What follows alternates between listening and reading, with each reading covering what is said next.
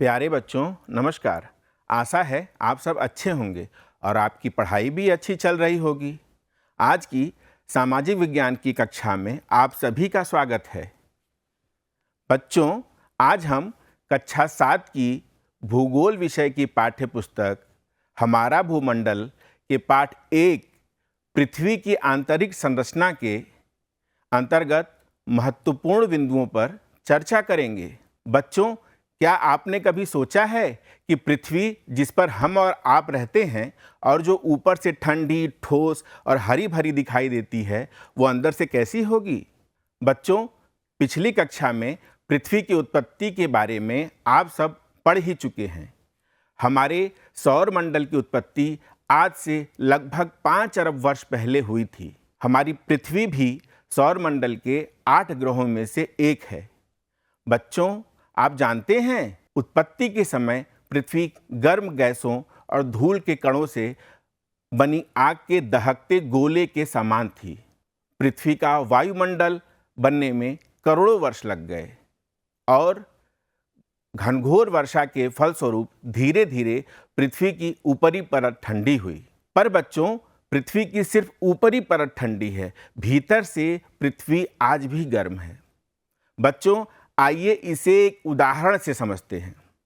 आपने गोबर के उपले तो देखे ही होंगे और उसमें लगी आग को भी देखा होगा।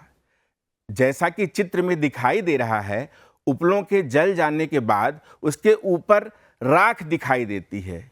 यदि किसी ठोस नुकीली चीज से उसके ऊपर की राख हटाई जाए तो राख हटाने के बाद आपको उसमें अंदर आग दिखाई देगी। यदि हम एक लोहे की पतली और लंबी सलाई उस उपले के राख के भीतर डालेंगे और 2 मिनट के बाद उस सलाई को निकाल कर अनुभव करेंगे तो हम पाएंगे कि सलाई गर्म है, यानी कि ऊपर से ठंडे दिखने वाले उपले अंदर से गर्म हैं। ठीक इसी प्रकार हमारी पृथ्वी भी ऊपर से ठंडी और कठोर दिखती है, परंतु आज भी अंदर से अत्यधिक गर्म है। बच्चों, जरा सोचिए कि यदि पृथ्वी की ऊपरी सतह ठंडी नहीं होती तो क्या होता? क्या पृथ्वी पर जीवन संभव हो पाता? एकदम सही सोचा आपने, बिल्कुल भी संभव नहीं हो पाता। बच्चों, आपको एक मजेदार बात बताते हैं। पृथ्वी के केंद्र तक पहुंचना असंभव है। यदि हम ऐसा करना भी चाहें तो हमें समुद्र की सतह से 6,371 किलोमीटर की गहराई तक खोदना होगा। वैसे यह संभव नहीं है, इसकी तो हम केवल कल्पना ही कर सकते हैं। आइए जानने की कोशिश करते हैं कि पृथ्वी की आंतरिक संरचना कैसी होती है। हम पृथ्वी की आंतरिक संरचना की तुलना प्याज से कर सकते हैं। पृथ्वी में भी प्याज की तरह कई परतें हैं जो भिन्न भिन्न मोटाई की होती हैं। जैसा कि आपको चित्र में दिख रहा है ना कि प्याज को आर पार काटने से उसमें कई परतें दिखाई दे रही हैं। ऐसे ही यदि हम पृथ्वी को भी मध्य से आर पार काटेंगे तो उसमें बहुत सी परतें दिखाई देंगी। अरे नहीं, परेशान ना हो बच्चों, पृथ्वी को हम काट थोड़ी ना पाएंगे। यह तो बस पृथ्वी की आंतरिक संरचना को समझने और समझाने के लिए इसकी कल्पना की जा रही है, ताकि हम उसे ठीक तरीके से समझ पाएं। जैसा कि चित्र में दिखाई दे रहा है कि पृथ्वी का आंतरिक भाग मुख्य रूप से 3 परतों में विभाजित है: भूपर्पटी, मेंटल और क्रोड। आइए हम पृथ्वी की इन तीनों परतों की विशेषताओं, इनके फैलाव, इनकी मोटाई तथा इनकी बनावट आदि के बारे में विस्तार से जानते हैं। पृथ्वी की सबसे ऊपरी परत को भूपर्पटी या अर्थ क्रस्ट कहते हैं। यह पृथ्वी की सबसे पतली और ठोस परत होती है, साथ ही पृथ्वी की सबसे ठंडी परत भी है। भूपर्पटी की मोटाई विभिन्न स्थानों पर अलग अलग होती है। जैसे समुद्र की तलहटी का निर्माण करने वाली भूपर्पटी प्रायः 4 से 7 किलोमीटर मोटी होती है, जबकि महाद्वीपों की भूपर्पटी औसत रूप से 35 किलोमीटर तक मोटी होती है। और वहीं पर्वतों के नीचे इसकी मोटाई 70 किलोमीटर तक हो सकती है। तो हुई ना भूपर्पटी की मोटाई अलग अलग स्थानों पर अलग अलग। भूपर्पटी की ऊपरी परत का निर्माण चट्टानों और मिट्टी से मिलकर होता है। इस परत में दो पदार्थों सिलिका और एल्यूमिनियम की अधिकता होती है। इसीलिए इस परत को सियाल नाम से भी जाना जाता है। बच्चों, सिलिका और एल्यूमिनियम के सूत्र तो आपको याद ही होंगे। सिलिका का सूत्र Si और एल्यूमिनियम का सूत्र Al को मिलाकर SiAl यानी कि सियाल बनता है ना? इसे याद रखना बहुत आसान। भूपर्पटी के नीचे एक अत्यधिक मोटी परत पाई जाती है जिसे मैंटल कहते हैं। मैंटल 2900 किलोमीटर की गहराई तक पाया जाता है। पर मैंटल भूपर्पटी की तरह ठोस नहीं होता। मैंटल में चट्टानें पिघली हुई अवस्था में पाई जाती हैं। मैंटल के ऊपरी भाग को दुर्बलता मंडल कहते हैं, जिसका विस्तार 70 किलोमीटर से लेकर 400 किलोमीटर की गहराई तक होता है। बच्चों, आपने ज्वालामुखी के बारे में तो पढ़ा ही होगा। ज्वालामुखी विस्फोट के समय जो लावा धरातल पर आता है, उसका स्रोत दुर्बलता मंडल ही होता है। दुर्बलता मंडल पृथ्वी का अर्ध पिघला हुआ या सेमी लिक्विड भाग होता है। मेंटल दो भागों में विभाजित होता है। मेंटल का ऊपरी 700 किलोमीटर तक का भाग ऊपरी मेंटल तथा शेष भाग जिसका विस्तार 2900 किलोमीटर तक होता है, निचला मेंटल कहलाता है। दोनों परतों की विशेषताएं थोड़ी अलग अलग होती हैं। मेंटल में सिलिका और मैग्नीशियम पदार्थ की अधिकता होती है। इन दोनों पदार्थों की अधिकता होने के कारण इस परत को सीमा SIMA भी कहा जाता है।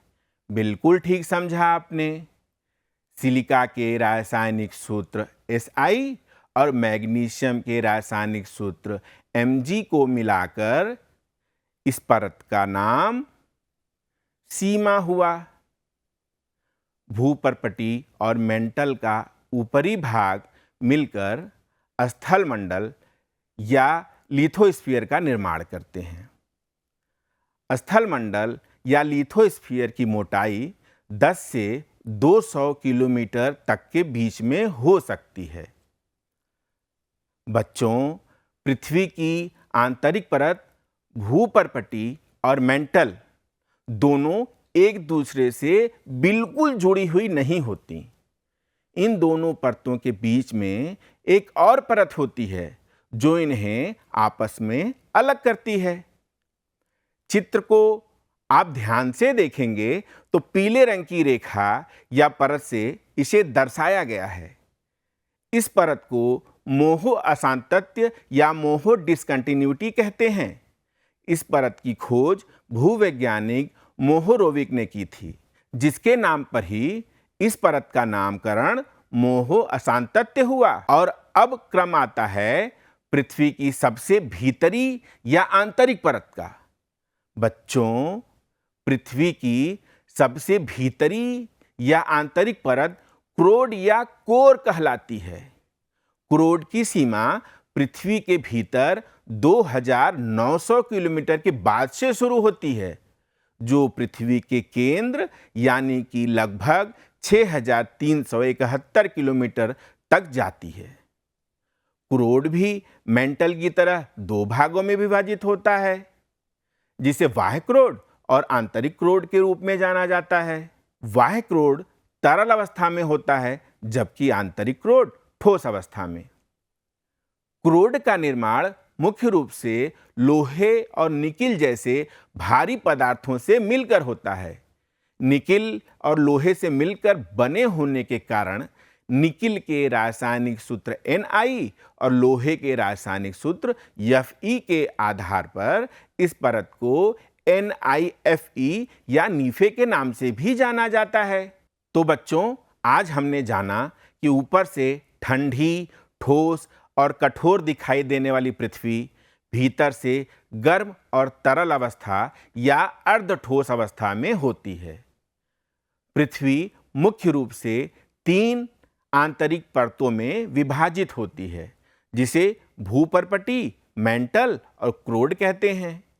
जहां भूपर्पटी की औसत मोटाई 7 से 70 किलोमीटर तक होती है, वहीं मेंटल की मोटाई 70 से लेकर 2900 किलोमीटर तक होती है और क्रोड की सीमा 2900 किलोमीटर से शुरू होती है।